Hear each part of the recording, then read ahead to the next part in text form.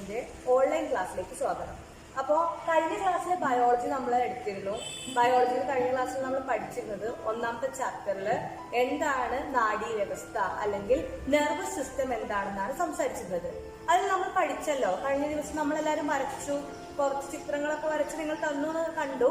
അപ്പൊ അതിലെന്തായിരുന്നു, ന്യൂറോണിനെ കുറിച്ച് അല്ലെങ്കിൽ നാഡീകോശത്തിനെ കുറിച്ച് അതൊക്കെയായിരുന്നു നമ്മൾ പഠിച്ചിരുന്നത്. അപ്പൊ അതിന്റെ ലാസ്റ്റ് നമ്മൾ എത്തിയിരുന്നപ്പോൾ മൈലിൻ ഷീറ്റ് എന്ന് പറഞ്ഞൊരു ഭാഗത്തിൽ വെച്ചായിരുന്നു നിർത്തിയിരുന്നത്. അപ്പൊ അവിടുന്ന് തൊട്ടാണ് ഇന്ന് നമ്മൾ തുടങ്ങുന്നത്. അപ്പൊ മൈലിൻ ഷീറ്റ് ഞാൻ പറഞ്ഞു, ഇതാണ് ഇപ്പൊ ഒരു നാഡീകോശം അല്ലെങ്കിൽ ഇതാണ് ഒരു ന്യൂറോൺ നമുക്ക് പറയാം. ഈ ന്യൂറോണിന്റെ ഏറ്റവും നീളം കൂടിയ ഈ ഭാഗത്ത് നമ്മൾ എന്താ പറയാ, ആക്സോൺ എന്താ പറയാ. ഈ ഭാഗം തൊട്ട് ഈ ഭാഗം വരെയുള്ള നീളം കൂടിയ ഭാഗത്തെ നമ്മൾ ആക്സോൺ എന്നാണ് പറയുന്നത്. അപ്പൊ ആക്സോണിന് പുറത്ത് ഒരു കവർ ഉണ്ട്, പ്രൊട്ടക്ട് ചെയ്യുന്ന ഒരു കവർ ഉണ്ട്. ഞാൻ പറഞ്ഞത് വളരെയധികം സോഫ്റ്റ് ആയിട്ടുള്ള ഒരു സാധനമാണ് ആക്സോൺ എന്ന് പറഞ്ഞത്. ഒരു മീറ്റർ വരെ നീളമുണ്ട് എന്നൊക്കെ പറഞ്ഞിരുന്നു. അപ്പൊ അതിന്റെ പുറത്ത് കാണപ്പെടുന്ന അല്ലെങ്കിൽ അതിനെ പൊതിഞ്ഞു കണ്ട് ഒരു പ്രൊട്ടക്ട് ചെയ്തിട്ട് ഒരു കവർ ഉണ്ട്. ആ കവറിന് പറയുന്ന പേരാണ് മൈലിൻ ഷീറ്റ് എന്ന് പറഞ്ഞു കഴിഞ്ഞാൽ. മൈലിൻ ഷീറ്റ് എന്നാണ് പറയാം. അപ്പൊ മൈലിൻ ഷീറ്റ് എങ്ങനെയാണ് ഉണ്ടാക്കുന്നത്? മൈലിൻ ഷീറ്റ് ഷാൻ കോശങ്ങൾ ചേർന്നാണ് ഉണ്ടാക്കുന്നത്. അപ്പോ ഇതൊരു ഷീറ്റാണ്, നമ്മളൊരു കവർ പോലത്തെ സാധനം. അപ്പൊ ഈ ഷീറ്റ് എങ്ങനെ ഉണ്ടാവുന്നത് എന്ന് വെച്ച് കഴിഞ്ഞാൽ ഓരോ ഷാൻ കോശങ്ങൾ കൂടി ചേർത്തിട്ടാണ് എന്തുണ്ടാക്കുന്നത്, മൈലിൻ ഷീറ്റ് ഉണ്ടാക്കുന്നത്.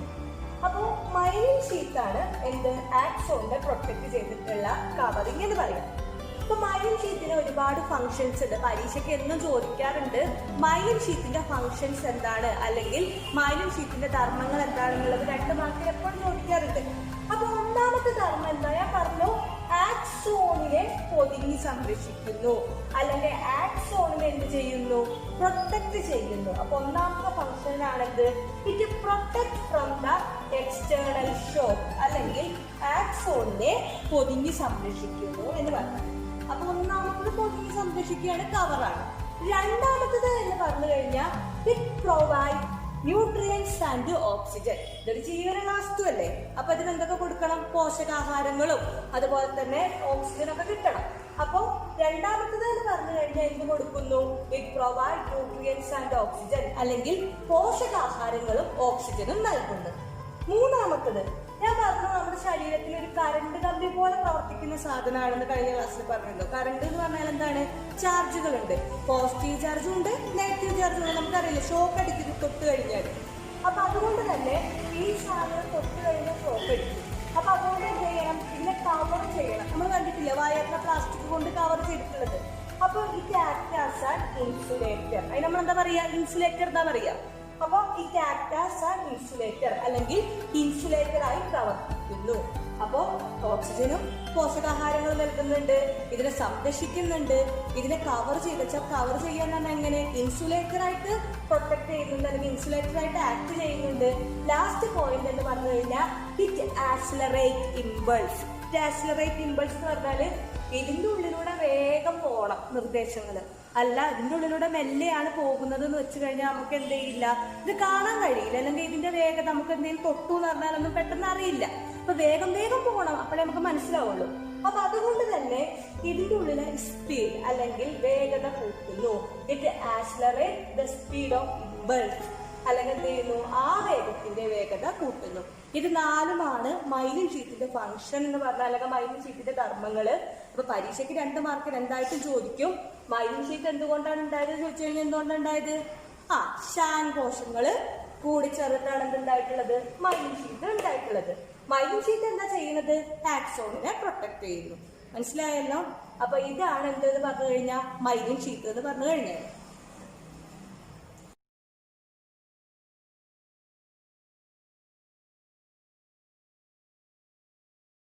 ശരീരത്തിൽ നിന്ന് പുറത്തേക്ക് നീണ്ടു നിൽക്കുന്ന നീളം കൂടിയ തന്തുവാണ് ആക്സോൺ. ആക്സോണിനെ പൊതിഞ്ഞു കാണപ്പെടുന്ന ഷ്വാൻ കോശങ്ങൾ ആക്സോണിനെ ആവർത്തിച്ച് വലയം ചെയ്താണ് രൂപപ്പെടുന്നത്.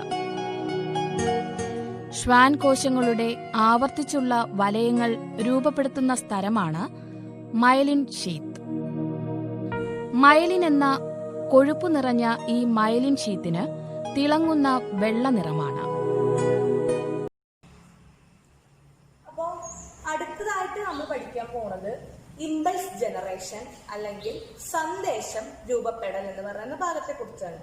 അപ്പൊ സന്ദേശം, എന്താ സന്ദേശം എന്ന് പറഞ്ഞു കഴിഞ്ഞാല് നമ്മൾ എന്തെങ്കിലും ഒരു കാര്യം പറഞ്ഞിട്ട് മറ്റൊരാളെത്തിക്കുന്നതിന് വേണ്ടിയിട്ട് നമ്മൾ കൊടുക്കുന്ന സാധനത്തിനാണ് സന്ദേശം അല്ലെങ്കിൽ മെസ്സേജ് എന്നൊക്കെ പറയുന്നത്.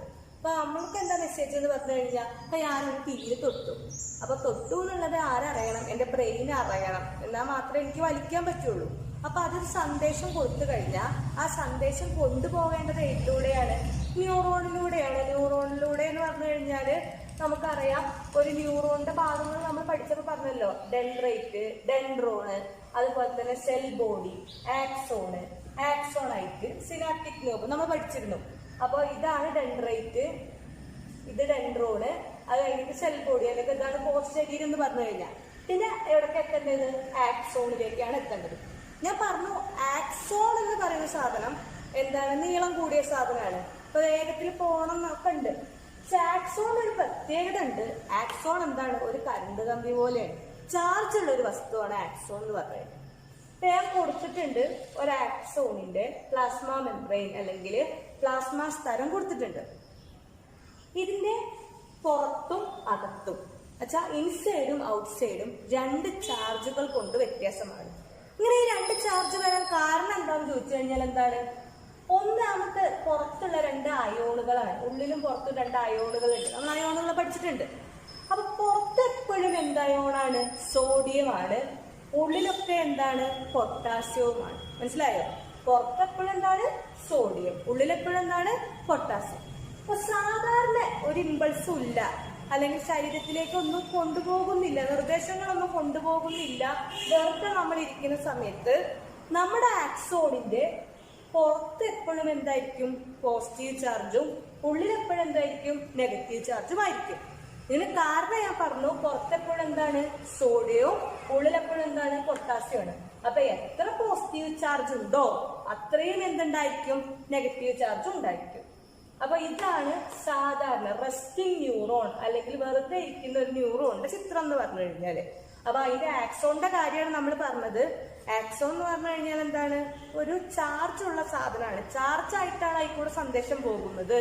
അപ്പൊ ചാർജ് ആയിട്ട് പോകണമെന്നുണ്ടെങ്കിൽ രണ്ട് ചാർജ് അല്ലേ നമ്മൾ പഠിച്ചിട്ടുള്ളൂ, ഒന്ന് പോസിറ്റീവും ഒന്ന് നെഗറ്റീവും. വെറുതെ ഇരിക്കുന്ന ഒരാളുടെ അല്ലെങ്കിൽ റെസ്റ്റ് ആയിട്ടുള്ള ഒരാളുടെ ആക്സോണിന്റെ പുറത്ത് എപ്പോഴും പോസിറ്റീവ് ചാർജും ഉള്ളിലെപ്പോഴും നെഗറ്റീവ് ചാർജും ആയിരിക്കും. എന്തുകൊണ്ടാണ് പുറത്ത് പോസിറ്റീവ് ആവാൻ കാരണം? സോഡിയം അയോണാണ് പുറത്ത്. ഉള്ളിലെപ്പോഴും നെഗറ്റീവ് ചാർജ് ആവാൻ കാരണം എന്താണ്? പൊട്ടാസ്യം അയോണാണ് ഉള്ളിൽ. ഇനി നമ്മളൊരു എക്സാമ്പിളില് നമ്മൾ എന്തെങ്കിലും ഒരു വസ്തുവിനെ തൊടുകയാണ്, അല്ലെങ്കിൽ നമ്മൾ എന്തെങ്കിലും ചൂട് തൊട്ടു എന്ന് കേട്ടിക്കോ, നമുക്കൊരു മെസ്സേജ് അയക്കണം. അപ്പൊ നമ്മുടെ ഡെൻഡ്രൈറ്റ്, ഡെൻഡ്രോണ്, പോസ്റ്റ് ശരീരം അല്ലെങ്കിൽ സെൽ ബോഡിയിലെത്തി. അവിടെ നിന്ന് പിന്നെ അടുത്തേക്ക് എത്താ? ആക്സോണിലേക്ക് എത്തണം. അപ്പൊ ആക്സോണിലൂടെ എങ്ങനെയാണ് പോകുന്നത് എന്നാണ് നോക്കുന്നത്. അപ്പൊ ഞാനൊരു ഉദ്ദീപനം വന്നു, ഒരു ഉദ്ദീപനം വന്നു എന്ന് കരുതി കഴിഞ്ഞാൽ ആദ്യം എന്താ ചെയ്യാന്ന് വെച്ച് കഴിഞ്ഞാല് ഉള്ളിലുള്ള പൊട്ടാസ്യം പുറത്തേക്ക് പോകും. പുറത്തേക്ക് പോയ പൊട്ടാസ്യത്തിന് പകരം ആരുള്ളിലേക്ക് വരും? സോഡിയം ഉള്ളിലേക്ക് വരും. സോഡിയം ഉള്ളിലേക്ക് വരുന്ന സമയത്ത് രണ്ട് പോസിറ്റീവ് ചാർജുകളും കൂടെ ഉള്ളിലേക്ക് വരും. മനസ്സിലായോ?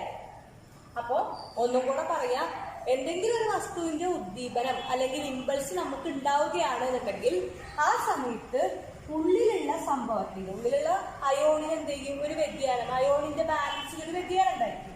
അപ്പൊ ഉള്ളിലുള്ള ആരാ പുറത്തു പോണത്? പൊട്ടാസ്യം പുറത്തു പോകും. ആരുള്ളിലേക്ക് കയറും? സോഡിയം ഉള്ളിൽ കയറും.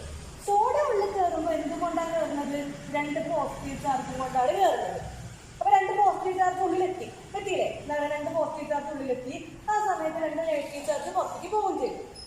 അപ്പൊ ഇപ്പൊ ആരുടെ അളവാണ് കൂടിയത്? ഇപ്പൊ നെഗറ്റീവ് ചാർജ് വരുന്നതിന് മുമ്പ് നെഗറ്റീവ് അവിടെ എത്തിയിട്ടില്ല, രണ്ട് പോസിറ്റീവ് ഉള്ളിൽ കയറിയിട്ടുള്ളൂ. അപ്പൊ അങ്ങനെ നോക്കുമ്പോ ഏറ്റവും കൂടുതൽ ചാർജ് ആർക്കാണ്? ഏറ്റവും കൂടുതൽ പോസിറ്റീവ് ചാർജ് ആണ്. ഇപ്പൊ 2-3-5 പോസിറ്റീവ് ചാർജ് കൂടുതലാണ്. അപ്പൊ ചാർജിൽ എന്ത് വന്നു? വ്യതിയാനം വന്നു. ഇപ്പൊ 7 പോസിറ്റീവും 7 നെഗറ്റീവും ആണെന്നുണ്ടെങ്കിൽ നമുക്ക് ചാർജ് ഉണ്ടെന്ന് പറയാൻ പറ്റുമോ? ഇല്ല. ചാർജ് ഇല്ല സമയത്ത്, കാരണം നെഗറ്റീവും ഈക്വൽ ആണ്, പോസിറ്റീവും ഈക്വൽ ആണ്. പക്ഷെ ഇപ്പൊ ഇവിടെ എന്ത് വന്നു? പോസിറ്റീവിന്റെ എണ്ണം കൂടി, നെഗറ്റീവിന്റെ എണ്ണം കുറയുകയും ചെയ്തു. ആ സമയത്ത് ഇവിടെ എന്തുണ്ടായി? ഒരു ചാർജ് ഉണ്ടായി. ആ ചാർജിനെയാണ് നമ്മൾ എന്തെന്ന് പറയാ? ഇമ്പൾസ് അല്ലെങ്കിൽ ഉദ്ദീപനം എന്ന് പറയാം. ഒരു മൈന്യൂട്ട് ആയിട്ടുള്ള ഒരു മൊമെന്ററി ചേഞ്ച് എന്നേ പറയുള്ളൂ, പെട്ടെന്നുണ്ടാകുന്ന മാറ്റം. അപ്പൊ ഇങ്ങനെ പോയി, നെഗറ്റീവ് പുറത്തേക്ക് വരും. അപ്പം തന്നെ ഇതെന്തായിട്ട് മാറുകയും ചെയ്യും, നെഗറ്റീവ് ചാർജ് ആയിട്ട് മാറുകയും ചെയ്യും. ആ സമയത്തിനുള്ളിൽ ആര് പോസിറ്റീവ് ആവും, അടുത്ത രണ്ട് ഭാഗം, ചെറിയൊരു ഭാഗം എന്തായിട്ട് മാറും, പോസിറ്റീവ് ആവും. പെട്ടെന്ന് തന്നെ ഇവരും എന്തായിട്ട് മാറും, നെഗറ്റീവ് ആവും, അടുത്ത ഭാഗം പോസിറ്റീവ് ആവും. അങ്ങനെ ഒരു ഭാഗത്ത് നിന്ന് ഉദ്ദീപനം എന്ത് ചെയ്യും, മറ്റൊരു ഭാഗത്തിലേക്ക് പോയിക്കൊണ്ടിരിക്കും. ഇങ്ങനെയാണ് ഒരു ന്യൂറോണിന്റെ ആക്സോണിലൂടെ അല്ലെങ്കിൽ ഒരു നാഡീകോശത്തിന്റെ ആക്സോണിലൂടെ എന്ത് പോകുന്നത്, ഉദ്ദീപനം അല്ലെങ്കിൽ ഇമ്പൾസ് പോകുന്നത്. പെട്ടെന്ന് നടക്കുന്നതാണ്. സെക്കൻഡ്സിന്റെ ഉള്ളിൽ നമ്മൾ ഒരു കാര്യം തൊട്ടു എന്ന് പറഞ്ഞാൽ എത്ര പെട്ടെന്ന് നമ്മൾ അറിയുന്നുണ്ട്. അപ്പൊ ഇതൊക്കെ വളരെയധികം പെട്ടെന്നാണ് നടക്കുന്നത്. പക്ഷെ നമ്മൾ ഇത്ര കാര്യം മാത്രം പഠിച്ചു വെച്ചാൽ മതി. വെറുതെ ഇരിക്കുന്ന ഒരാൾക്ക് അയാളുടെ ആക്സോണിന്റെ ഉള്ളിൽ രണ്ട് ചാർജുകൾ ഉണ്ട്, പുറത്തും അകത്തുമായിട്ട്. പുറത്ത് പോസിറ്റീവും ഉള്ളിൽ എന്താണ്, നെഗറ്റീവും ആണ്. മനസ്സിലായല്ലോ? ഉള്ളിൽ എന്താണ് നെഗറ്റീവ്, പുറത്തെന്താ പോസിറ്റീവ്. അപ്പോൾ ഉള്ളിൽ പോസിറ്റീവും പുറത്ത് പോസിറ്റീവും ഉള്ളിൽ നെഗറ്റീവും. ഉള്ളിൽ പൊട്ടാസ്യം അയോണും പുറത്ത് സോഡിയം അയോണും. നമ്മൾ എന്തെങ്കിലും ഒരു വസ്തുവിനെ തൊടുന്ന സമയത്ത് ആരുള്ളിലേക്ക് വരും, സോഡിയം ഉള്ളിലേക്ക് വരും. ആര് പുറത്തേക്ക് പോകും, പൊട്ടാസ്യം പുറത്തേക്ക് പോകും. സോഡിയം ഉള്ളിലേക്ക് വരുമ്പോൾ ആരെയും കൊണ്ടുവരും, പോസിറ്റീവ് ചാർജുകളെയും കൊണ്ടുവരും. അപ്പൊ ചാർജിന് വ്യതിയാനം ഉണ്ടായി, അവിടെ ഒരു ചാർജ് വ്യത്യാസം ഉണ്ടായി. ഈ ചാർജ് അടുത്തതിന് അങ്ങനെ പാസ് ചെയ്ത് പോകും. അങ്ങനെ ആ ചാർജിന് വ്യത്യാസം ഉണ്ടാകുമ്പോൾ അല്ലെങ്കിൽ ആ ചാർജ് ഉണ്ടാകുന്ന സമയത്താണ് എന്തുണ്ടാകുന്നത്, ഇമ്പൾസ് ഉണ്ടാകുന്നത്. അപ്പൊ ഇതിങ്ങനെ പോയിക്കൊണ്ടിരിക്കും. ഇപ്പോ ഈ പോസിറ്റീവ് ചാർജ് ഇവിടെ നീക്കുമ്പോഴേക്കും ഇവിടെ എന്ത് വന്നിട്ടുണ്ടാവും, നെഗറ്റീവ് വന്നിട്ടുണ്ടാവും. അടുത്തത് ഇത് പോസിറ്റീവ് ആക്കുമ്പോഴേക്കും ഇവിടെ നെഗറ്റീവ് വന്നിട്ടുണ്ടായിരിക്കും. അടുത്തത് ഇവിടെ പോസിറ്റീവ് ആക്കുമ്പോഴേക്കും ഇവിടെ നെഗറ്റീവ് വന്നിട്ടുണ്ടായിരിക്കും. അപ്പൊ പെട്ടെന്നുള്ള മാറ്റമാണ് എന്തുണ്ടാകുന്നത്. ഇപ്പോ അതുകൊണ്ടാണ് നമുക്ക് എന്താ പറയുക, ഒരു ഉദാഹരണത്തിന് നമുക്ക് പറയുകയാണെന്നുണ്ടെങ്കിൽ, നമ്മളൊരു ക്ലാസ്സിലിരിക്കുന്ന സമയത്ത് പുറത്തൊക്കെ നല്ല ഭക്ഷണം ഉണ്ടാക്കുകയാണ് എന്നുണ്ടെങ്കിൽ നമുക്ക് സ്മെല്ലൊക്കെ പെട്ടെന്ന് കിട്ടും. ഇപ്പോൾ ഒരു ബിരിയാണിയോ അങ്ങനെ എന്തെങ്കിലുമൊക്കെ ഉണ്ടാക്കുകയാണെന്നുണ്ടെങ്കിൽ അതിന് സ്മെല്ല് കിട്ടിക്കഴിഞ്ഞാൽ ഒറ്റ നേരം കൊണ്ടാണ് നമുക്ക് ആ സ്മെല്ലിട്ട് കുറച്ച് നേരത്തിന് ആ സ്മെല്ല് വന്നുകൊണ്ടേയിരിക്കും. അപ്പൊ നമുക്ക് എന്താവും, ഈ സ്മെല്ല് ഇങ്ങനെ വന്നുകൊണ്ടിരിക്കണം എന്നുണ്ടെങ്കിൽ ഇതിന്റെ ഉള്ളിലുള്ള ചാർജുകൾ ഇങ്ങനെ മാറിക്കൊണ്ടേയിരിക്കണം. ചില സമയത്ത് ആ സ്മെല്ല് അങ്ങോട്ട് നിന്ന് പോകും, കാരണം നമുക്ക് കിട്ടാതെയാവും. കാരണം എന്താണെന്ന് വെച്ചാൽ എപ്പോഴും ഇത് പ്രവർത്തിച്ചുകൊണ്ടിരിക്കില്ല. ചില സമയത്ത് ഇതുണ്ടാവും, സ്റ്റെക്കായി പോകും. അതാണ് നമുക്ക് ഉണ്ടാകുന്ന ചില കാര്യങ്ങളൊക്കെ എന്നും നമ്മൾ ചെയ്യുമ്പോൾ കേൾക്കുന്നത്. ചില സൗണ്ടുകളാണെന്നുണ്ടെങ്കിൽ, ഇപ്പൊ നമ്മൾ പറയുകയാണെങ്കിൽ ഒരു ബാത്റൂം സൈഡിലായിരുന്നു നമ്മുടെ ക്ലാസ് എന്നുണ്ടെങ്കിൽ ആദ്യത്തെ ദിവസം നമുക്ക് ഭയങ്കര സ്മെല്ലായിരിക്കും. രണ്ടാമത്തെ ദിവസത്തിന് നമുക്ക് എന്ത് ചെയ്യും, സ്മെല്ല് കുറയും. പക്ഷെ പുറത്തുനിന്ന് വരുന്ന ഒരാൾക്ക് ഉണ്ടായിരിക്കും, കാരണം ഇത് സ്റ്റെക്കായിട്ടുണ്ടായിരിക്കും. കാരണം എപ്പോഴും ഇങ്ങനെ ഇമ്പൾസ് പോയിക്കൊണ്ടിരിക്കുമ്പോൾ അല്ലെങ്കിൽ ഉദ്ദീപനം പോയിക്കൊണ്ടിരിക്കുമ്പോൾ ഇതെന്താവും, ഇത് സ്റ്റെക്ക് ആവുകയും ചെയ്യും. ചാർജിന്റെ കാര്യമല്ലേ. അപ്പൊ ഇത്രയുള്ള എന്തെന്ന് പറയുന്നത്, സന്ദേശം രൂപപ്പെടൽ അല്ലെങ്കിൽ ഇമ്പൾസ് ജനറേഷൻ എന്ന് പറഞ്ഞു കഴിഞ്ഞാൽ അയോണുകളുടെയും ചാർജുകളുടെയും വ്യതിയാനമാണ് ഇതിന് കാരണം. അപ്പൊ അടുത്തതായിട്ട് നമ്മൾ പഠിക്കാൻ പോകുന്നത്, ഇപ്പൊ കഴിഞ്ഞ തവണ നമ്മൾ പഠിച്ചു, എന്തായിരുന്നു നമ്മൾ കഴിഞ്ഞ തവണ പഠിച്ചത്, വൈദ്യുത ഇൻസുലേറ്റർ അല്ലെങ്കിൽ എങ്ങനെയാണ് ഇമ്പൾസ് രൂപപ്പെടുന്നത് എന്നുള്ളത് നമ്മൾ പഠിച്ചു.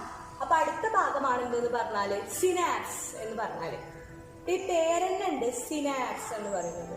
സിനാപ്സ് നമ്മൾ പഠിച്ചില്ലേ, സിനാപ്റ്റിക് നോബ് എന്ന് പറഞ്ഞു. അപ്പോൾ സിനാപ്സ് എന്ന് പറഞ്ഞാൽ എന്താ, വേറൊന്നുമല്ല, രണ്ട് ന്യൂറോണുകൾ കൂടിച്ചേരുന്ന ഭാഗത്തെ നമുക്ക് എന്തെന്ന് പറയാം, സിനാപ്സ് എന്ന് പറയാം. രണ്ട് ന്യൂറോണുകൾ, ഇപ്പൊ നമുക്കൊരു എന്താ പറയുക, ഒരു എക്സാമ്പിൾ ഞാൻ നിങ്ങൾക്ക് കാണിച്ചു തരാം. ഇപ്പോ ഒരു ന്യൂറോൺ ഇവിടെ സ്റ്റാർട്ട് ചെയ്തു, അതിന്റെ ആക്സോണായിട്ട് സിനാപ്റ്റിക് നോബ് ഇങ്ങനെ ഇവിടെ എത്തി. ഇതിൽ നിന്ന് മാത്രം നമുക്ക് എന്തെടുക്കാൻ പറ്റില്ല, ഇവിടെ കൊണ്ട് നമുക്ക് സന്ദേശം തീർക്കാൻ പറ്റില്ല. അടുത്തൊരു ന്യൂറോണിന് എന്ത് ചെയ്യണം, ഇത് കൊടുക്കണം. അപ്പൊ അടുത്തൊരു ന്യൂറോണിന് കൊടുക്കണം എന്നുണ്ടെങ്കിൽ അടുത്ത ന്യൂറോണിന് എന്ത് വേണം, ഡെൻഡ്രൈറ്റ് ഇവിടെ വേണം, വേണ്ടേ?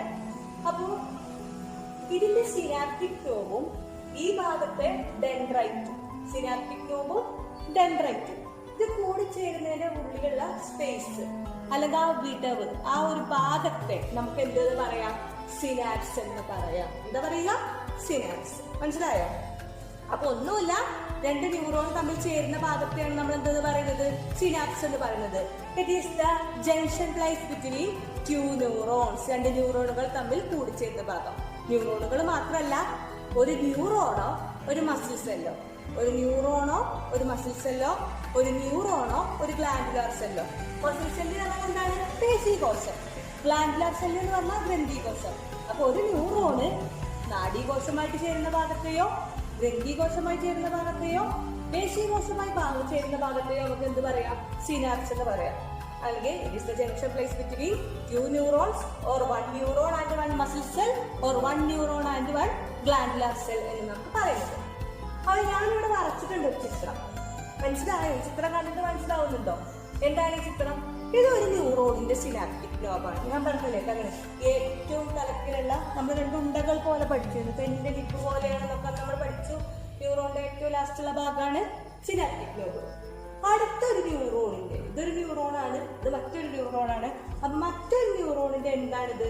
ഡെൻഡ്രൈറ്റുമാണ്. അപ്പൊ ഒരു ന്യൂറോണിന്റെ സിനാപ്റ്റിക് നോബും മറ്റൊരു ന്യൂറോണിന്റെ എന്താണ്? ഡെൻഡ്രൈറ്റുമാണ് ചിത്രത്തിൽ കൊടുത്തിട്ടുള്ളത്. നോക്കൂ, ഈ സിനാപ്റ്റിക് നോബിന്റെ ഉള്ളില് കണ്ടോ കുറെ കുത്തുകളായിട്ട് ഞങ്ങൾ വരച്ചിട്ടുണ്ട്. എന്താ പറയാ? അവൾ സിനാപ്റ്റിക് നോബ് കഴിഞ്ഞ ദിവസം പഠിച്ചപ്പോ പറഞ്ഞിരുന്നു ഇറ്റ് പ്രൊഡ്യൂസ് ന്യൂറോ ട്രാൻസ്മിറ്റർ, അല്ലെങ്കിൽ സിനാപ്റ്റിക് നോബ് എന്ത് ഉൽപ്പാദിപ്പിക്കുന്നു? നാഡീയ പ്രേഷകങ്ങൾ ഉൽപ്പാദിപ്പിക്കുന്നു. എന്നാ ഈ നാഡീയ പ്രേഷകങ്ങൾ എന്ന് പറഞ്ഞു കഴിഞ്ഞാൽ, അല്ലെങ്കിൽ ന്യൂറോ ട്രാൻസ്മിറ്റർ എന്ന് പറഞ്ഞു കഴിഞ്ഞാൽ, ഞാൻ പറഞ്ഞില്ലേ നമ്മുടെ ആക്സോണിൽ ഇങ്ങനെ ചാർജുകളൊക്കെ ആയിട്ട് വന്നു, ഇങ്ങനെ പോസിറ്റീവ് നെഗറ്റീവ് ചാർജൊക്കെ വന്നു, ആക്സോണൈറ്റിലെത്തി. സിനാപ്റ്റിക് നോബിൽ എത്തുന്ന സമയത്ത് എന്തുണ്ടാവണം? സിനാപ്റ്റിക് നോബിൽ ഒരു സഞ്ചി ഉണ്ട്, ഒരു വെസിക്കിൾ, സിനാപ്റ്റിക് വെസിക്കിൾ എന്നാണ് പറയുക. സിനാപ്റ്റിക്കിന്റെ ഒരു സഞ്ചി. ഈ സഞ്ചിന്റെ ഉള്ളിലാണ് എന്തുണ്ടാക്കുന്നത്? ഈ ന്യൂറോ ട്രാൻസ്മിറ്റർ അല്ലെങ്കിൽ ഈ നാഡീയ പ്രേഷകങ്ങൾ ഉണ്ടാക്കുന്നത്. ചാർജ് വരുന്നതിനനുസരിച്ച് ഇതിന് എന്ത് കൂടും? നാഡീയ പ്രേഷകത്തിന്റെ അളവ് കൂടും, അല്ലെങ്കിൽ ന്യൂറോ ട്രാൻസ്മിറ്ററിന്റെ അളവ് കൂടും. അത് കഴിഞ്ഞ് അത് മെല്ലെ അങ്ങോട്ട് പൊട്ടും. ആ സഞ്ചി അല്ലെങ്കിൽ ആ എന്താ പറയാ സാക്ക് അങ്ങോട്ട് പൊട്ടും. പൊട്ടിയിട്ട് എന്ത് ചെയ്യും? ഇത് മെല്ലെ എങ്ങോട്ടേക്ക് ഇറങ്ങും? ഈ സ്പേസിന്റെ ഉള്ളിലേക്ക് ഇറങ്ങും. അപ്പൊ ആ സ്പേസിനെ നമ്മൾ എന്താ പറയാ? സിനാപ്റ്റിക് ക്ലഫ്റ്റ് അല്ലെങ്കിൽ സിനാപ്റ്റിക് വിടവ് എന്നാണ് പറയുന്നത്. സിനാപ്റ്റിക് ക്ലഫ്റ്റ് അല്ലെങ്കിൽ സിനാപ്റ്റിക് വിടവ്. ഒന്നാമത് എന്താ പറയാ വെച്ചാൽ ഇത് സിനാപ്റ്റിക് നോബും ഇതെന്താണ്? അടുത്തൊരു ന്യൂറോണിന്റെ ഡെൻഡ്രൈറ്റുമാണ്. അപ്പൊ അതിന്റെ ഉള്ളിലുള്ള മൊത്തം സ്പേസിനെ അല്ലെങ്കിൽ അതിന്റെ ഉള്ളിലുള്ള വിടവിനെയാണ് നമ്മൾ എന്താ പറയുന്നത്? സിനാപ്റ്റിക് വിടവ് അല്ലെങ്കിൽ സിനാപ്റ്റിക് ക്ലഫ്റ്റ് എന്ന് പറയും. അപ്പൊ സിനാപ്റ്റിക് ക്ലഫ്റ്റിലേക്ക് എന്തെത്തും? ഈ നാഡീയ പ്രേഷകം അല്ലെങ്കിൽ ന്യൂറോ ട്രാൻസ്മിറ്റർ എത്തും. ഈ ന്യൂറോ ട്രാൻസ്മിറ്റർ അടുത്തൊരു ന്യൂറോണിന്റെ ഡെൻഡ്രൈറ്റിൽ എന്ത് ചെയ്യും? പതിക്കും, അല്ലെങ്കിൽ അവിടെ എത്തും. അപ്പൊ അവിടെ ഉണ്ടാകും പുതിയൊരു ഇമ്പൾസ് അല്ലെങ്കിൽ പുതിയൊരു ഉദ്ദീപനം ഉണ്ടാകും. അപ്പൊ അതിലൂടെ എന്ത് ചെയ്യും? ചാർജ് പോകും. ഡെൻഡ്രൈറ്റ്, ഡെൻഡ്രോണ്, സെൽ ബോഡി അല്ലെങ്കിൽ കോശ ശരീരം, ആക്സോണ്, ആക്സോണൈറ്റ്, സിനാപ്റ്റിക് നോബ് അടുത്ത് അവിടെ എത്തും. അവിടുന്ന് കഴിഞ്ഞ് കഴിഞ്ഞാൽ സിനാപ്റ്റിക് നോബിൽ നിന്ന് പിന്നെ എന്ത് പ്രൊഡ്യൂസ് ചെയ്യും? ന്യൂറോ ട്രാൻസ്മിറ്റർ അല്ലെങ്കിൽ നാഡീയ പ്രേഷകം ഉണ്ടാകും. അപ്പൊ എങ്ങനെയാണ് ഈ നാഡീയ പ്രേഷകം ഉണ്ടാകുന്നത് എന്ന് മാത്രം പഠിച്ചാൽ മതി. ഞാൻ പറഞ്ഞത് ചാർജ് വരുന്നതിനനുസരിച്ച് ഈ സിനാപ്റ്റിക് നോബിന്റെ ഉള്ളിലുള്ള ഇതിലെന്ത് പ്രൊഡ്യൂസ് ചെയ്യും? ന്യൂറോ ട്രാൻസ്മിറ്റർ അല്ലെങ്കിൽ നാഡീയ പ്രേഷകം പ്രൊഡ്യൂസ് ചെയ്യും. കുറേ ഉണ്ടാവും, നല്ലോണം ഉണ്ടാകും. നന്നായിട്ടുണ്ടാകുന്ന സമയത്ത് അതെന്ത് ചെയ്യും? പൊട്ടും. അങ്ങനെ പൊട്ടിക്കഴിഞ്ഞാൽ അവിടെ നിൽക്കാൻ സ്ഥലം ഇല്ലാത്തതുകൊണ്ട് മെല്ലെ എന്ത് ചെയ്യും? എവിടെയാണോ സ്പേസ് കാണുന്നത് ആ സ്പേസിന്റെ ഉള്ളിലേക്ക് ഇതിങ്ങനെ ഒഴുകി ഇറങ്ങും. ആ സ്പേസിന് നമ്മൾ പറയുന്ന പേരെന്താണ്? സിനാപ്റ്റിക് ക്ലഫ്റ്റ് അല്ലെങ്കിൽ സിനാപ്റ്റിക് വിടവ് എന്ന് പറയും. ആ ഒഴുകി കഴിഞ്ഞു കഴിഞ്ഞാല് ആ ഇടയിലൊക്കെ ഇത് നിറഞ്ഞിട്ട് അടുത്ത ന്യൂറോണിന്റെ ഡെൻഡ്രൈറ്റുമായിട്ട് എന്ത് ചെയ്യും? ഇത് ചെയ്യും. അങ്ങനെ അടുത്ത ന്യൂറോണിന്റെ ഡെൻഡ്രൈറ്റിന് ഇത് കിട്ടുകയാണെന്നുണ്ടെങ്കിൽ അതിനെന്തായി? അതൊരു ഉദ്ദീപനമായി അല്ലെങ്കിൽ അതൊരു ഇമ്പൾസ് ആയിട്ട് മാറും. അപ്പോ ഇങ്ങനെ ഇവർ രണ്ടുപേരും ചേരുന്ന വെച്ചാൽ എന്താണ്? രണ്ട് ന്യൂറോണുകൾ തമ്മിൽ ചേരുന്ന, അല്ലെങ്കിൽ ഇതൊരു ന്യൂറോണും ഇതൊരു മസിൽ സെല്ലും, ഒരു പേശീകോശം, അല്ലെങ്കിൽ ഇതൊരു ന്യൂറോണും ഇതൊരെന്താണ്?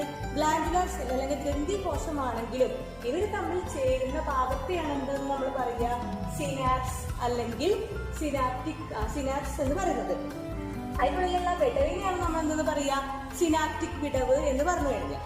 ഇതിനൊരു പ്രത്യേകത എന്താണെന്ന് വെച്ച് കഴിഞ്ഞാൽ ഇവിടെ നിന്ന് ഉത്പാദിപ്പിക്കുന്ന സാധനത്തിന് നമ്മൾ ന്യൂറോ ട്രാൻസ്മിറ്റർ എന്ന് പറയും. രണ്ട് തരത്തിലുള്ള ന്യൂറോ ട്രാൻസ്മിറ്റർ ആണ് ശരീരത്തിൽ കാണപ്പെടുന്നത്. ഏതൊക്കെയാണ് നമുക്കറിയാം. അപ്പൊ നമുക്കൊന്ന് നോക്കാം ഏതൊക്കെയാണ് ന്യൂറോ ട്രാൻസ്മിറ്റർ. ഒന്നാമത്തത് അസറ്റൈൽ കൊളൈൻ. അസറ്റൈൽ കൊളൈൻ ഇംഗ്ലീഷിലും മലയാളത്തിലും ഒരേ പേരാണ് അതിന്. അസറ്റൈൽ കൊളൈൻ എന്ന് പറയും. Acetyl choline. രണ്ടാമത്തെ ന്യൂറോ ട്രാൻസ്മിറ്ററിന്റെ പേരാണ് ഡോപാമിൻ എന്ന് പറയുന്നത്. രണ്ട് ന്യൂറോ ട്രാൻസ്മിറ്റർ ആണ് നമുക്ക് ശരീരത്തിൽ ഉണ്ടാകുന്നത്. ഒന്ന് അസറ്റൈൽ കൊളൈനും രണ്ടാമത്തത് എന്താണ്? ഡോപാമിൻ എന്ന് പറയുന്നത്.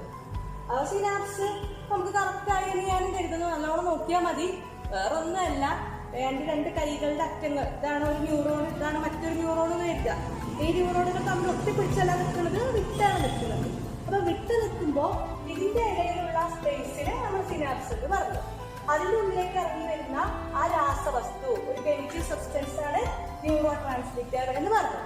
ആ ന്യൂറോ ട്രാൻസ്മിറ്റർ രണ്ടെണ്ണം ഉണ്ട് മനുഷ്യ ശരീരത്തിൽ. ഒന്ന് അസറ്റൈൽ കോളൈനും മറ്റൊന്നെന്താണ് ഡോപാമിൻ എന്ന് പറഞ്ഞു.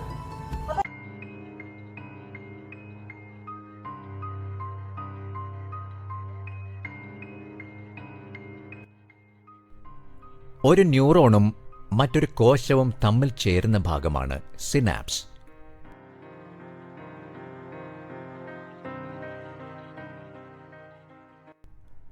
രണ്ട് ന്യൂറോണുകൾ തമ്മിലോ ഒരു ന്യൂറോണും മറ്റൊരു കോശവും തമ്മിലോ സിനാപ്സ് ഉണ്ടാകാം. ആവേഗങ്ങൾ സിനാപ്റ്റിക് നോബിൽ എത്തുന്നു. സിനാപ്റ്റിക് നോബിൽ നിന്ന് നാഡീപ്രേക്ഷകം അഥവാ ന്യൂറോ ട്രാൻസ്മിറ്റർ സിനാപ്റ്റിക് വിടവിലേക്ക് സ്രവിക്കപ്പെടുന്നു.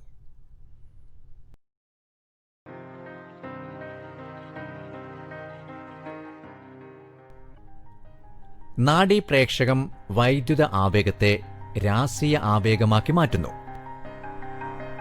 രാസീയ ആവേഗം തൊട്ടടുത്ത കോശത്തെ ഉദ്ദീപിപ്പിക്കുന്നു. അവിടേക്ക് ആവേഗങ്ങൾ കടക്കുന്നു. ഓരോ നിമിഷവും എണ്ണിയാലൊടുങ്ങാത്ത വിധം ആവേഗങ്ങൾ ന്യൂറോണുകളിലൂടെയും സിനാപ്സുകളിലൂടെയും പ്രസരണം ചെയ്തുകൊണ്ടിരിക്കുന്നു. അപ്പോൾ നമ്മളിപ്പോൾ എന്ത് പഠിച്ചു? സിനാപ്സിനെ കുറിച്ച് പഠിച്ചു. അപ്പൊ സിനാപ്സ് കഴിഞ്ഞാൽ ഇനി അടുത്ത് വരുന്ന ഒരു ഭാഗമാണ് different type of neuron and nerves, അല്ലെങ്കിൽ വിവിധ തരം നാഡീകോശങ്ങളും നാഡികളും എന്ന് പറയും. അപ്പൊ നമ്മൾ ന്യൂറോൺ എന്ന് കേട്ടിരുന്നു, അല്ലെങ്കിൽ നെർവ് എന്ന് കേട്ടിരുന്നു. നാഡീകോശം എന്നാണ് കേട്ടിരുന്നത്. നാഡികൾ അല്ലെങ്കിൽ നെർവ്സ് നമ്മൾ കേട്ടില്ല. അപ്പൊ എന്താണ് ഈ നെർവ്സ് അല്ലെങ്കിൽ നാഡികൾ എന്ന് പറഞ്ഞു കഴിഞ്ഞാല് മറ്റൊന്നുമല്ല, നേരത്തെ നമ്മൾ പഠിച്ചു ആക്സോൺ മാത്രമേ ഉള്ളൂ. ഒരുപാട് ആക്സോണിന്റെ കൂട്ടത്തെ പൊതിഞ്ഞിട്ടുള്ള ഒരു ഭാഗം, അതിനെയാണ് നമ്മൾ എന്ത് പറയുക? നാഡികൾ അല്ലെങ്കിൽ നെർവ്സ്. അപ്പൊ അതിൽ ഒരു ആക്സോൺ അല്ല, അല്ലെങ്കിൽ ഒരു നാഡീകോശമല്ല ഉണ്ടാവുക, ഒരുപാട് നാഡീകോശങ്ങൾ അല്ലെങ്കിൽ ഒരുപാട് ന്യൂറോൺസിന്റെ ആക്സോൺ ഉണ്ടാകും. അപ്പൊ അതിനെ പൊതിഞ്ഞിട്ടുള്ള ഒരു കെട്ടിനെ നമ്മൾ പറയില്ലേ, ഒരുപാട് നൂലുകൾ കൂട്ടിച്ചേർത്ത് നമ്മൾ കെട്ടുണ്ടാക്കുകയാണെന്നുണ്ടെങ്കിൽ അതേപോലെ ഒരുപാട് ആക്സോണിനെ പൊതിഞ്ഞുള്ള കെട്ടുകളെയാണ് നമ്മൾ എന്തെന്ന് പറയുക? നാഡികൾ അല്ലെങ്കിൽ നെർവ്സ് എന്ന് പറഞ്ഞു കഴിഞ്ഞാൽ. വ്യത്യാസം മനസ്സിലാക്കണം എപ്പോഴും. നെർവ് എന്ന് പറഞ്ഞു കഴിഞ്ഞാലും നെർവ്സ് എന്ന് പറഞ്ഞു കഴിഞ്ഞാലും. ഇപ്പോൾ നെർവ്സ് പറഞ്ഞു കഴിഞ്ഞാൽ എന്താണ്? ഒരുപാട് ആക്സോണുകൾ പൊതിഞ്ഞിട്ടുള്ളത് എന്നുള്ളതാണ് അർത്ഥം. അല്ലെങ്കിൽ ഒരുപാട് ആക്സോണിന്റെ കൂട്ടത്തെ പൊതിഞ്ഞിട്ടുള്ള ഭാഗത്തെയാണ് നമ്മൾ എന്താ പറയുക? നാഡികൾ എന്ന് പറയുന്നത്. അപ്പൊ വിവിധ തരം നാഡീകോശം എന്ന് പറഞ്ഞാൽ എന്താണ്? നമുക്ക് ശരിക്കും രണ്ട് തരത്തിലുള്ള നാഡീകോശങ്ങളേ ഉള്ളൂ. ഒന്ന് സെൻസറി ന്യൂറോൺ അല്ലെങ്കിൽ സംവേദ നാഡീകോശം. രണ്ടാമത്തത് മോട്ടോർ ന്യൂറോൺ അല്ലെങ്കിൽ പ്രേരക നാഡീകോശം. സംവേദം എന്താ പറയാ? സംവേദം നമുക്ക് എന്തെങ്കിലും സന്ദേശങ്ങൾ തലച്ചോറിലേക്ക് അല്ലെങ്കിൽ മസ്തിഷ്കത്തിലേക്കോ അല്ലെങ്കിൽ സ്പൈനൽ കോഡ് അല്ലെങ്കിൽ എന്താ പറയുക സുഷുമ്നയിലേക്ക് നമുക്ക് എത്തിക്കണം എന്നുണ്ടെങ്കിൽ അതിന് വേണ്ടിയിട്ടുള്ള ന്യൂറോണുകളെ എന്താ പറയുക? സെൻസറി അല്ലെങ്കിൽ സംവേദ നാഡീകോശം എന്ന് പറയും. ഈ നാഡീകോശങ്ങൾ എന്ത് മാത്രമേ ചെയ്യുള്ളൂ? മസ്തിഷ്കത്തിലേക്കും അല്ലെങ്കിൽ ബ്രെയിനിലേക്കും സ്പൈനൽ കോഡിലേക്കും മാത്രമാണ് എന്തയക്കുക? നിർദ്ദേശങ്ങൾ അയക്കുന്നത്. എന്നാൽ മോട്ടോർ ന്യൂറോൺ അല്ലെങ്കിൽ പ്രേരക നാഡീകോശം എന്ന് പറഞ്ഞാല് അവിടെ നിന്നുള്ളത് എന്ന് പറഞ്ഞാല് ബ്രെയിനിൽ നിന്നോ സ്പൈനൽ കോഡ് അല്ലെങ്കിൽ സുഷുമ്നയിൽ നിന്നോ സ്പൈനൽ കോഡിൽ നിന്നോ ഉള്ള നിർദ്ദേശങ്ങൾ എങ്ങോട്ടേക്ക് കൊണ്ടുവരുന്നു? ശരീരത്തിന്റെ ഏതെങ്കിലും ഭാഗത്തേക്ക് എത്തിക്കാൻ സഹായിക്കുന്ന നാഡീകോശത്തെ നമുക്ക് എന്താന്ന് പറയാ? മോട്ടോർ ന്യൂറോൺ അല്ലെങ്കിൽ പ്രേരക നാഡീകോശം എന്ന് പറയാം. അതുപോലെ തന്നെയാണ് എന്നും കൊടുത്തിട്ടുള്ളത് നെർവ്സിനെയും പറഞ്ഞിട്ടുള്ളത്. നെർവ്സും ഇതൊക്കെ തന്നെയാണ് പേര്. ന്യൂറോൺ മാറ്റിക്കഴിഞ്ഞ് നെർവ്സ് ആക്കിയാൽ മതി. എന്താണ്? സെൻസറി നെർവ്സ് എന്ന് പറയാം. Sensory nerves. അപ്പൊ സെൻസറി നെർവ്സിന്റെ പ്രത്യേകത എന്താ? സെൻസറി നെർവ്സ് അല്ലെങ്കിൽ സംവേദ നാഡികൾ എന്നാണ്. വേറെ വ്യത്യാസങ്ങളൊന്നുമില്ല. സംവേദ നാഡികൾക്ക് എന്തായിരിക്കും പ്രത്യേകത? നമ്മുടെ ശരീരത്തിന്റെ വിവിധ ഭാഗങ്ങളിൽ നിന്നുള്ള മെസ്സേജസ് അല്ലെങ്കിൽ ഇൻഫോർമേഷൻസ് എങ്ങോട്ടേക്ക് കൊണ്ടുപോകുന്നു? ബ്രെയിനിലേക്കോ സ്പൈനൽ കോഡിലേക്കോ കൊണ്ടുപോകുന്നു. മസ്തിഷ്കത്തിലേക്കോ സുഷുമ്നയിലേക്കോ കൊണ്ടുപോകുന്നതിന്, ഇങ്ങനെ കൊണ്ടുപോകുന്നതിനെയാണ് നമ്മൾ എന്തോന്ന് പറയുക, സംവേദന നാഡികൾ അല്ലെങ്കിൽ സെൻസറി നെർവ്സ് എന്ന് പറഞ്ഞു കഴിഞ്ഞാൽ. അപ്പൊ ബ്രെയിനിലേക്കോ സ്പൈനൽ കോഡിലേക്കോ തൊട്ടു, എന്നെ ഒരാൾ തൊട്ടു എന്നുണ്ടെങ്കിൽ അത് ഇവിടെ നിന്ന് അറിയണം, ഇവിടെ നിന്ന് അറിഞ്ഞിട്ട് എങ്ങോട്ടേക്ക് എത്തണം, ബ്രെയിനിലേക്ക് എത്തണം. അപ്പോഴേ എനിക്ക് മനസ്സിലാവുള്ളൂ തൊട്ടു എന്നുള്ളത്. അപ്പൊ ആ ബ്രെയിനിലേക്ക് സ്പൈനൽ കോഡിലേക്ക് കൊണ്ടുപോകുന്ന നാഡികളെ നമുക്ക് എന്ത് പറയാം, സെൻസറി എന്ന് പറയാം. മോട്ടോർ നെർവ്സ് അല്ലെങ്കിൽ പ്രേരക നാഡികൾ എന്ന് പറഞ്ഞു കഴിഞ്ഞാൽ എന്താണ്, അപ്പൊ നമ്മൾ തൊട്ട് നമുക്ക് മനസ്സിലായി, എന്നാൽ നമ്മൾ തൊട്ട ആളിൽ നിന്ന് നമുക്ക് വലിക്കണം, അല്ലെങ്കിൽ നമ്മൾ തീയാണ് തൊട്ടതെന്ന് കരുതുക, അവിടെ നിന്ന് എന്ത് ചെയ്യണം, നമുക്ക് വലിക്കണം. അപ്പൊ വലിക്കണം എന്നുള്ള ഇൻഫോർമേഷൻ ആരാ തരിക, ബ്രെയിനോ സ്പൈനൽ കോഡാണ് തരിക. അപ്പൊ അവരെന്ത് ചെയ്യും, ഒരു മെസ്സേജ് നമ്മുടെ കയ്യിലെ ഭാഗത്തേക്ക്, എവിടെയാണോ നമ്മൾ പ്രവർത്തിക്കുന്നത് ആ ഭാഗത്തേക്ക് ഒരു മെസ്സേജ് അയക്കണം. അത്തരത്തിലുള്ള ന്യൂറോണുകളെ അല്ലെങ്കിൽ അത്തരത്തിലുള്ള നെർവ്സിനെ, അത്തരത്തിലുള്ള നാഡികളെയാണ് എന്തെന്ന് പറയുക, പ്രേരക നാഡികൾ എന്ന് പറയുക. പ്രേരക നാഡികൾ. അപ്പൊ അത് ചോദിക്കാറുണ്ട് വൺ വേർഡിലൊക്കെ, എന്താ ബ്രെയിനിലേക്ക് ഇൻഫോർമേഷൻ കൊണ്ടുപോകുന്നത് ആരാണ്, ബ്രെയിനിൽ നിന്ന് ഇൻഫോർമേഷൻ കൊണ്ടുവരുന്നത് ആരാണ് എന്നുള്ളത്. ഇനി നാഡികൾ പറയുമ്പോൾ ഒന്നും കൂടെ പറയാനുണ്ട്, അതിന്റെ പേരാണ് മിക്സഡ് നെർവ്സ്. മിക്സഡ് നെർവ്സ് അല്ലെങ്കിൽ സമ്മിശ്ര നാഡികൾ എന്ന് പറഞ്ഞു. സമ്മിശ്രം എന്താണ്, രണ്ടിന്റെയും കൂടെ മിക്സഡ് ആണ്. എന്തിന്റെ മിക്സഡ് ആണ്, സെൻസറിന്റെയും മോട്ടോറിന്റെയും അല്ലെങ്കിൽ പ്രേരക നാഡികളുടെയും സംവേദന നാഡികളുടെയും മിശ്രത്തിനെയാണ് നമ്മൾ എന്തെന്ന് പറയാ, സമ്മിശ്ര നാഡികൾ എന്ന് പറഞ്ഞാൽ. അപ്പൊ ഇവരെന്തൊക്കെ ചെയ്യാ, എന്തെങ്കിലും ഉത്തരാധന നിർദ്ദേശങ്ങൾ കിട്ടിക്കഴിഞ്ഞാൽ നമ്മുടെ പല ഭാഗങ്ങളിൽ നിന്ന് എങ്ങോട്ടേക്ക് കൊണ്ടുപോകും, ബ്രെയിനിലേക്കോ സ്പൈനൽ കോഡിലേക്കോ കൊണ്ടുപോവുകയും ചെയ്യും. അവിടെ നിന്ന് എന്ത് ചെയ്യും, നിർദ്ദേശങ്ങൾ എങ്ങോട്ടേക്ക് കൊണ്ടുവരികയും ചെയ്യും, നമ്മുടെ ശരീരത്തിന്റെ വിവിധ ഭാഗങ്ങളിലേക്ക് കൊണ്ടുവരികയും ചെയ്യും. അപ്പൊ രണ്ട് പ്രവർത്തനങ്ങളും ചെയ്യുന്ന ആൾക്കാരാണ് എന്തെന്ന് പറഞ്ഞാല് മിക്സഡ് നെർവ്സ് അല്ലെങ്കിൽ സമ്മിശ്ര നാഡികൾ. ഇത് ബ്രെയിനിലേക്ക് സ്പൈനൽ കോഡിലേക്ക് മാത്രമേ കൊണ്ടുവരുള്ളൂ. അവയുടെ പേരെന്തായിരുന്നു, സെൻസറി നെർവ്സ് അല്ലെങ്കിൽ സംവേദന നാഡി. ബ്രെയിനിൽ നിന്നോ സ്പൈനൽ കോഡിനുള്ള ഇൻഫോർമേഷൻ ശരീരത്തിന്റെ ഭാഗങ്ങളിലേക്ക് കൊണ്ടുവരുന്ന ആൾക്കാർ എന്താ പറയാ, മോട്ടോർ നെർവ്സ് അല്ലെങ്കിൽ പ്രേരക നാഡികൾ. ഇയാളുടെ രണ്ട് പ്രവർത്തനങ്ങളും ചെയ്യുന്നതാണ് നമ്മൾ എന്ത് പറയും, മിക്സഡ് നെർവ്സ് എന്ന് പറയും. അപ്പൊ അത്രയുള്ള എന്തെന്ന് പറയാ, ഈ different type of neurons and nerves എന്ന് പറഞ്ഞാൽ. ഇപ്പൊ ന്യൂറോൺ എന്ന് പറഞ്ഞാൽ ആകെ രണ്ട് ന്യൂറോണേ ഉള്ളൂ, സെൻസറി ന്യൂറോണും മോട്ടോർ ന്യൂറോണും. സംവേദന നാഡീകോശവും പ്രേരക നാഡീകോശവും. പക്ഷെ നാഡികൾ എന്ന് പറഞ്ഞു കഴിഞ്ഞാൽ എത്രയുണ്ട്, 3 ഉണ്ട്. എന്താ നാഡികൾ അല്ലെങ്കിൽ നെർവ്സ് എന്ന് പറഞ്ഞാൽ ആക്സോണിന്റെ, ഒരുപാട് ആക്സോണിന്റെ ഒരു കെട്ടിനെയാണ് നമ്മൾ എന്തെന്ന് പറയാ,